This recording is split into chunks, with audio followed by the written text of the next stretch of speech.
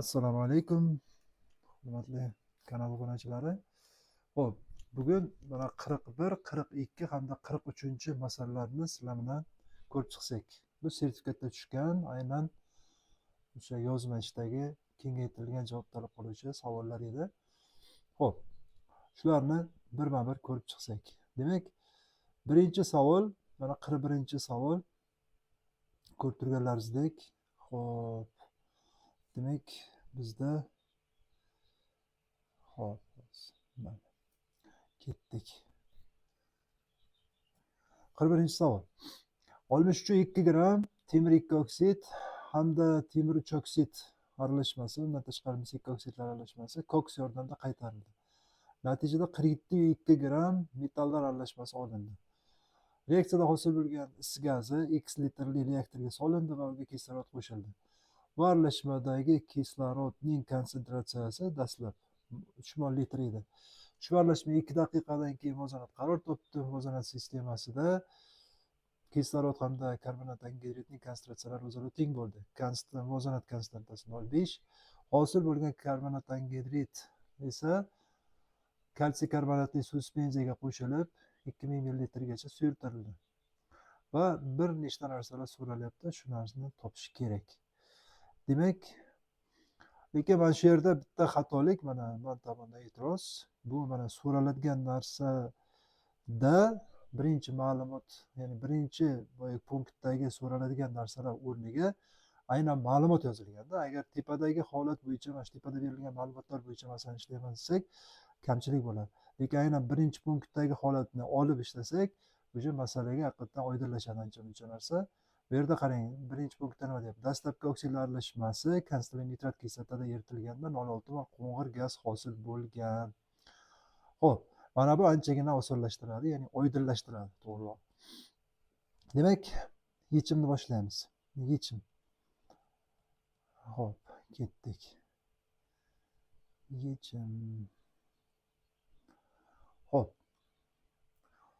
Qarang, bizga temir 2 oksid, hop, temir 2 oksid, temir 3 oksidi hamda mis 2 oksidlari berilgan. Bularga biz uglerod qo'shsak, koks temirgacha qaytariladi, is gazi chiqadi. Bu yoqda ham uglerod qo'shsak, temirgacha qaytariladi, is gazi chiqadi. Bu yoqda 2 ta, bu yoqda 3 ta. Bu yoqda ham uglerod qo'shsak, mis, uglerod, is gazi. Mana shu holatlar bo'yicha bizga berilishi 63,2 uchalasi, metallar 47,2. Endi yana bitta holat bor. Xo'p, 47,2. Keyin pastda aytadi, dastlabki, mana shu yerda dastlabki oksidlar emas, balki bu yerda xato ketgan, dastlabki metal, ya'ni hosil bo'lgan metallar deyilish kerak edi. Ana shu joyda xatolik bor.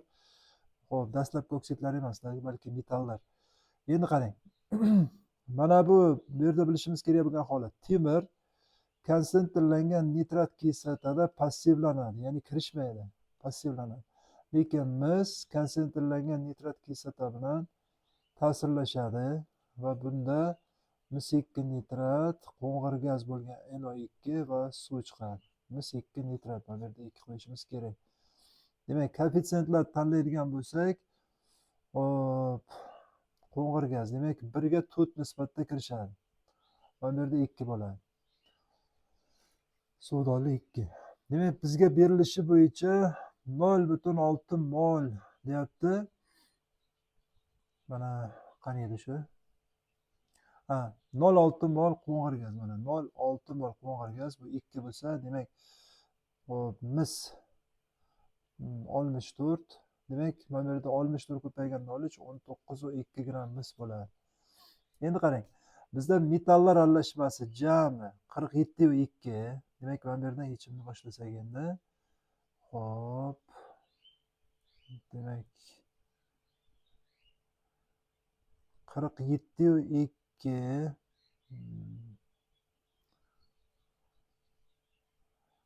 Hop, ketdik. 47,2 dan ayiramiz 19,2 ni. Bu bo'ladi 28. Ya'ni 19,2 bu nima edi? Mis. 28 gram bu demak bizda nima edi? temir. 28 gram temir yarim mol. Yarim mol. Mis 0,3 mol ekan. Endi mana bu yerda tenglama chaqsak, agar buni x mol, buni y mol desak, bunda bu x bo'ladi, bu 2y bo'ladi. Bu 0,3ligi aniq. Shunda qarang, birinchi tenglama. Xo'p, oksidlar aralashmasi esa yana bu yerda bitta narsa bor. Oksid ham 0,3, temir ham 0,3 ha. Ya'ni mis oksidi ham 0,3 mol, mis o'zi ham 0,3 mol. Demak, agar biz 63 dan mis oksidni 0,3 mol, ya'ni 24 gramm ayirib tashlasak, mana bu 80 ku o'zi nimasiz. 80 0,3 ga bo'lsa 24. Demak 39 bo'ladi. Bu temir oksidlari aralashmasi. Temir oksidlari. Demak, shundan tenglamacha tuzamiz. Qarang, birinchi tenglama. Temir 2 oksid molarmasi 72 x. Xo'p, temir 3 oksid molarmasi 160 y. Bu ikkalasi 39 2. Endi x plus 2y esa bizda 0,5.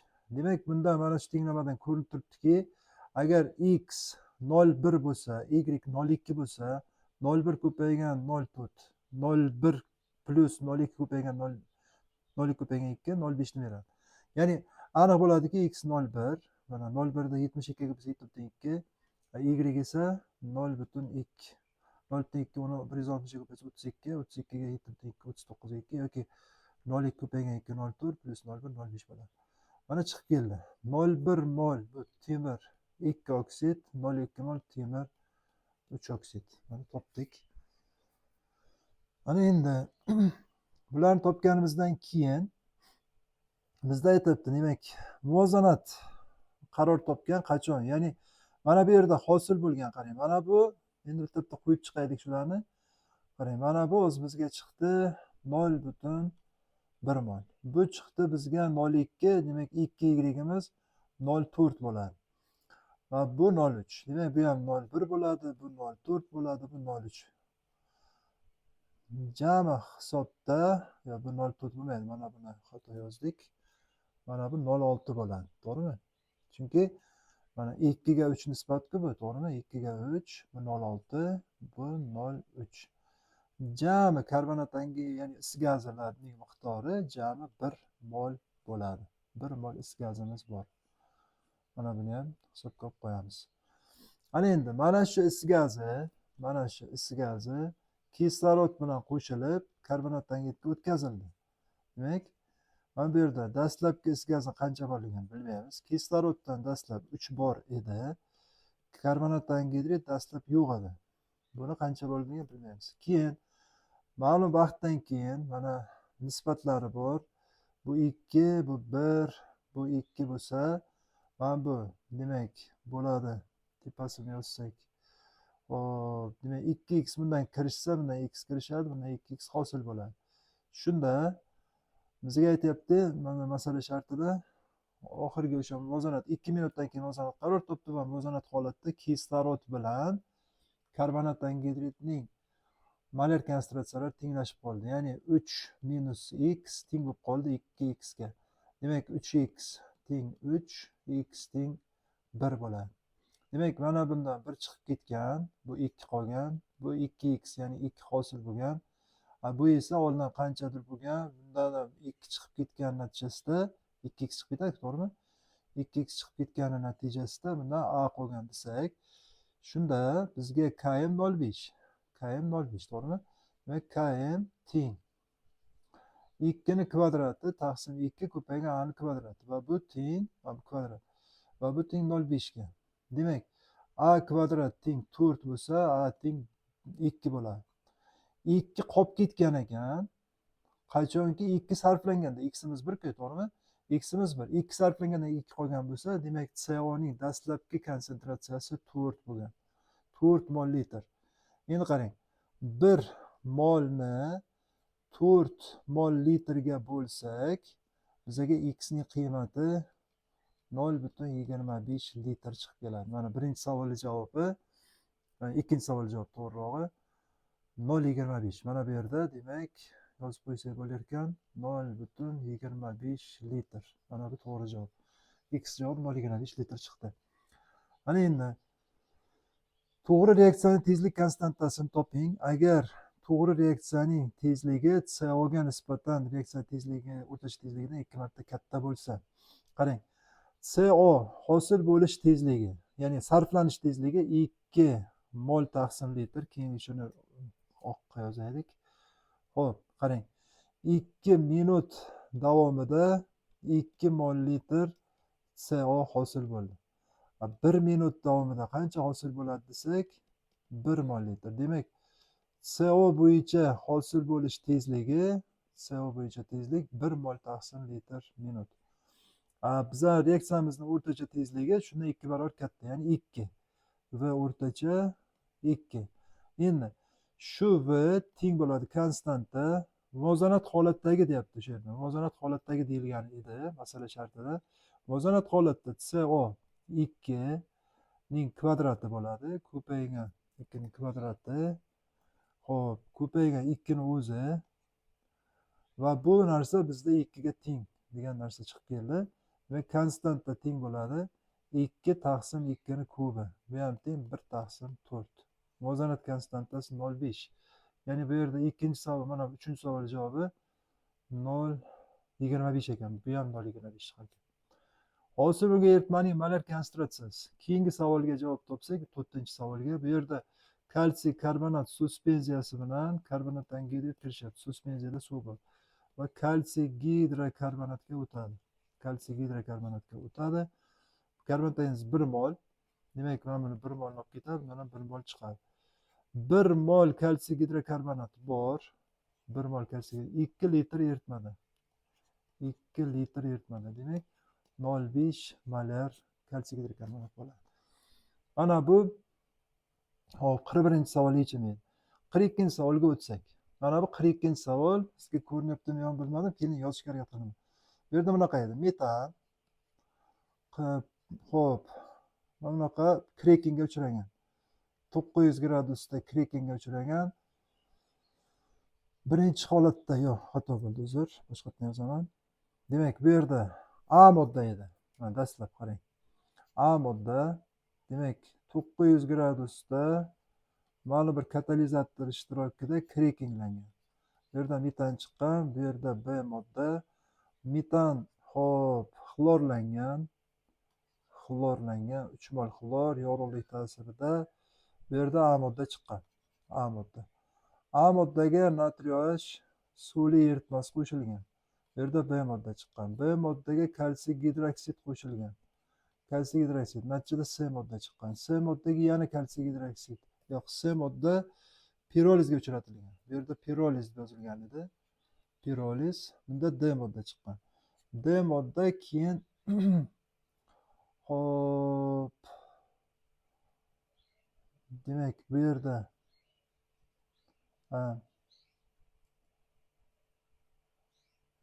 tak. Xlor, natriy suvli eritma, kalsiy gidroksid, to'g'ri. Keyin piroliz. Keyin mana shu yerda yana ABCda noto'g'ri ketib qoldi-da. Keling, mana shu harflarni o'zgartiraylik. Mana bu C edi. Hozir men boshqatdan o'chirib chiqaman bularni. Mana harflar xato ketib qolibdi-da.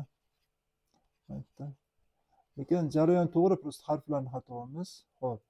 Keling, boshqatdan. Demak, A modda 900 gradus, bu to'g'ri, metan hammasi to'g'ri. Mana bu yerda C, D, G, F va oxirida G. Bu yerda yana kalsiy gidroksid. Xo'p, mana bu jarayon Butlerov reaksiyasi deyilgan edi. Butlerov reaksiyasi. Xo'p, va bu yerda B moddaga benzol qo'shilgan edi. Benzol. Katalizator ishtirokida benzol qo'shilgan edi. Katalizator. Mana bu birikish reaksiyasi. Bu yerda H, keyin oksidlanish, kaliy permanganat, sulfat kislotali sharoitda bu yerda I. Aytilgan va birikish reaksiyasi deyilgan edi. Keyin yana aytilgandiki, bundan bunga o'tgan paytda chiqadigan karbonat angidrid hajmi I ga nisbatan 2 marta ko'p degan holat bor edi. 2 marta ko'p. Ana shu holatlar. Endi barcha reaksiyalarni yozing, moddalarning strukturalarini ko'rsating. Keyin kumush ammoniakdan ikkita, ya'ni Tollens reaktivi deydi buni kimyo tilida. Mana shu modda bilan reaksiyaga kirishadigan moddalarni yozing va reaksiya tenglamalarini to'liq ko'rinishda yozing degan holatlar bor edi. Demak, ko'ramiz. Qarang, birinchi reaksiya. Birinchi moddani A moddani butan deb olamiz. Butan desak, A modda butan. Yani ketdi cracking. Butan crackinglanganda metan bilan propen chiqqan bu yoqda. Propen. Demak, B moddamiz propen. Xo'p, ana endi metanga bog'liq bo'lgan reaksiyalarni mana tepadan yozib ketaman. Metan xlorlandi. 3 mol xlor bilan yorug'lik ta'sirida xlorlandi. Xloroform hosil bo'ladi. Xloroform plus 3 mol H xlor. Ketdi. Keyin xloroform CH xlor 3 natriy H suli eritmasi bilan HCOOH chiqqan. Plus 3 ta natriy xlor chiqib ketadi. Ana endi chumoli kislota HCOOH kalsiy gidroksid bilan yana kirishgan. Bu yerda kalsiy formiat chiqqan. HCOO dan 2 ta kalsiy va suv neytrallanish reaksiyasi. Ana endi formiat, kalsiy formiat HCOO kalsiy O. Demak, mana bu yoqda COH qattiq piroliz, ya'ni juda qattiq qizilganda o'zidan kalsiy karbonat chiqarib yuborib HCHO, ya'ni chumoli aldegidni hosil qiladi. Mana shu chumoli aldegid keyin Butlerov bo'yicha mana qizdirilganda kalsiy gidroksid katalizator ishtirokida Butler 1861-yil kashf qilgan reaksiya bu. Glyukozaga aylanadi. C6 H12 O6. Bu qandsimon modda glyukoza hosil qilgan. Butlerov reaksiyasi mana shu. Oxirgi reaksiya Butlerov reaksiyasi hisoblanadi. Ana endi pastki holatdagi reaksiyalarni ko'rsak, C3H6 ya'ni propen benzol bilan Friedel-Crafts reaksiyasiga kirishadi. Bu yerda katalizator alyuminiy xlorid. Friedel-Crafts bo'yicha alkillash deyiladi. Bu yerda kumol chiqadi. Kumol. Demak, izopropil benzol. Mana bunaqa holatda kumol chiqdi. Bu kumol oksidlanadi qattiq sharoitda kislotali muhitda kaliy permanganat bilan. Bu yerda mana CH3, CH plus kaliy permanganat plus sulfat kislota. Bu yerda chiqadi benzoy kislota. Hop, kaliy sulfat, marganet sulfat va suv chiqadi. Reaksiyalarni tenglashtiradigan bo'lsak, bu yerda oksidlanish darajalari kerak. Mana -3 dan, bu ham -3 dan bu yoqqa o'tadi +4 ga. Yozamiz karbonat angidridni. Xo'p, qarang. Bu yoqda mana bunga nisbatan 2 barobar ko'p karbonat angidriddan chiqadi. Mana shu karbonat angidridda +4 bo'ladi. Xo'p, bu +3, mana -1 dan, bu yerda bitta vodorod bor, -1 dan +3 ga o'tadi. Mana +7 dan +2 ga o'tadi. Demak, qarang, bu 5 ta o'zgardi. 5 ta bu yoqqa qo'ysak, 5. Bu yoqqa qo'ysak, shuni boshqacha qilaylik. Hop, 5. Mana bu -3 dan +4 ga 7 ta, ikkitasi 14 ta, yana 4 tasi 18 ta. Demak, 18 dan bering. 18 dan 5 qisqarmaydi. 18, 9, 27 bo'lsa, 27. Vodorodimiz 7 kara 5, 35 plus 54, 89. 89 dan 5 ketsa 84, mana bu yerga 42 bo'ladi. Ana shunaqa reaksiya tenglashtirish bo'lardi. Tepadagi hamma reaksiyalarni yozdik. Ana endi so'ralgan narsa, mana shu tepada hosil bo'lgan ABCD moddalaridan qaysilari kumush ko'zgu reaksiyasini beradi, Tollens reaksiya bilan. Bu yerda kumush ko'zguni beradigan chumoli kislota bor. Mana chumoli kislotani yozsak, HCOOH plus argentum NH3 dan 2 ta OH. Tak, bu yerda 2 ta qo'yamiz. Hosil bo'ladi CO2, 2 ta kumush cho'kmay tushadi. 4 ta ammiak gaz bo'lib chiqib ketadi. To'liq shakli mana shuda va suv chiqadi. Endi suv bo'yicha tenglashtirsak, hozir bizada bu tomonda 4 ta kislorod, bu tomonda ham 4 ta bo'lishi 2 qo'yish kerak ekan. Xuddi shunday chumoli aldegid HCOH, 2 ta kumush ammiak Hop, ikkita OH bilan kirishadi. CO2 gacha boradi reaksiya. Bu yerda endi mana yana 2 barobar kerak. Chunki bu karbonat angidgacha boradi. Birinchi molli kislotagacha, keyin karbonat. O'sha uchun 4 mol bo'ladi kumush. 2 ko'paygan ekan, ya'ni oldiga 4 qo'yiladi. Amonyak endi bu yerda 8 mol bo'lar ekan. Amonyak 8 mol va qolganiga suv chiqadi. Suvimiz ham tak 4 5 bo'lsa, suvni oldiga 3 bo'lar ekan. Adashmasam shunday. Xo'p, keyingi holat qarang. Undan tashqari bizda bu yoqda kalsiy format HCOO dan ikkita kalsiy ham mana shu kumush oksidli amonyak eritmasi bilan to'liq kirishadi. Demak, kumush amonyakdan ikkita OH bu bilan kirishadi. Faqat bu yoqda yana ikkita kerak. 4 ta kerak bo'ladi. Shunda kalsiy gidrokarbonat hosil bo'ladi, ya'ni anorganikadan, ya'ni organikadan anorganikaga o'tib ketish holati bu. Plus 4 ta kumush cho'kmaga tushadi, 8 ta amonyak chiqadi, karbonat angidrid emas, bu yoqda suv chiqadi. Mana bu reaksiyalar. Va undan tashqari bu yoqda glyukoza bor. CH2OH, CHOH dan 4 ta va COH plus kumush oksidli amonyak eritmasini to'liq ko'rinishi kompleks holatda mana bunaqa. Bundan ikkita bo'ladi va bu bizaga mana glyukon kislotaning amoniyli tuzi. OH, CH, OH dan 4 ta, COONH4, 3 mol amonyak va hop suv hosil bo'ladi. Ikkita kumush cho'kmaga tushadi. Ana shunday reaksiyalarni yozish kerak. Mana bu 42-savolni to'liq yechimi bo'ldi. Va oxirgi savol 43. Barchamizni qiynagan mana shu 556-8 degan holat bo'yicha savol mana shu edi. Xo'p. Bu yerda masalani o'qigan bo'lsak, temir 2 nitrat bilan misdan iborat 556-8. Mana bu yerdan boshlayman. Mana yechim. Temir 2 nitrat parchalanadi. Temir 2 nitrat parchalanganda eng qizig'i temir 3 oksid hosil bo'ladi. Buni ham bilish kerak. Xuddi shu holat xromda ham bor. NO2 va kislorod. Mis ham oksidlanadi. Mis 2 oksid. Demak, ham bu yerda 2, ham bu yerda 2. Xo'p. Tenglashtirsak, ham bu yerga 4 qo'ysak, bu yerga 2, bu yerga 8. Xo'p, mana bu ikkalasi 400 grammni beradi bizga. 400, bu ham 400. Mana masala shartida aytilishi bo'yicha ochiq havoda qizilganda massa o'zgarmagan. Ya'ni hosil bo'lgan oksidlarning massasi dastlabki aralashma massasiga teng bo'lgan. Qachon shunaqa bo'ladi desa agar, chiqim bilan kirim birga teng bo'lsa, ya'ni qancha gaz chiqib ketgan bo'lsa, shuncha gaz qaytib kirgan bo'lsa, shundagina massa o'zgarmaydi. 400 chiqib ketgan, 400 kirib kelgan. 32 ga mana bu yerga mana 32 ga 128 bu qisqaradi. 4 ga 1. Demak, mana 1600 bo'ladi. Mana bu 4 ta 180 720 bo'ladi. 720. Men ikkovini qo'shsa 2320.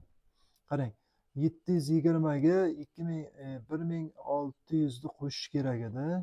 Shunda 2320 bo'ladi. Mana shu 2320 degan son bilan boyagi 556-8 degan son bir-biriga bo'linish kerak-da. O'sha ichkarida o'zim ham shu narsani amalga oshira olmadim. 556-8 ni 2320 ga bo'linganda, hech bo'lmasa 0,25, 0,3 chiqadigan son bo'lsa, odam bemalol bo'lardi. Lekin bu yerda 0,24 chiqar ekan. Chiqqandan keyin topdim.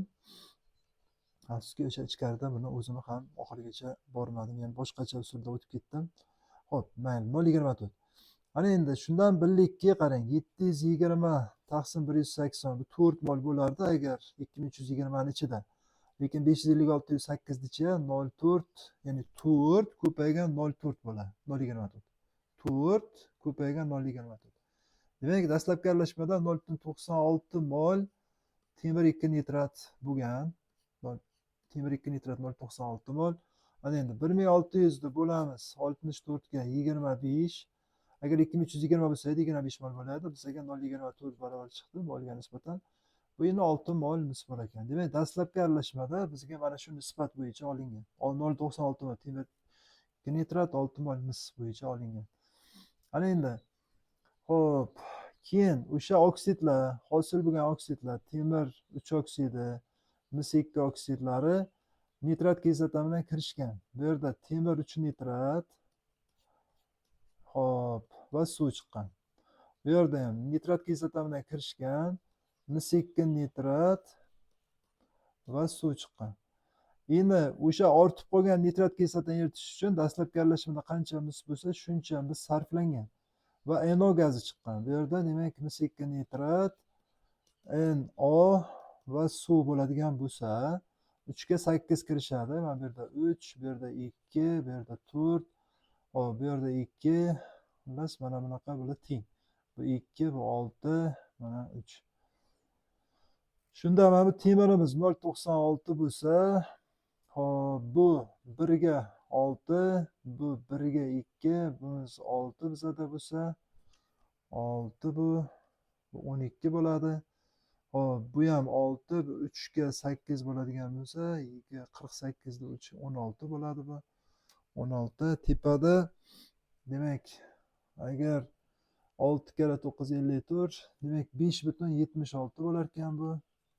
Endi hammasini qo'shib chiqsak, qarang, 5.76 plus 12 plus 12 plus 16.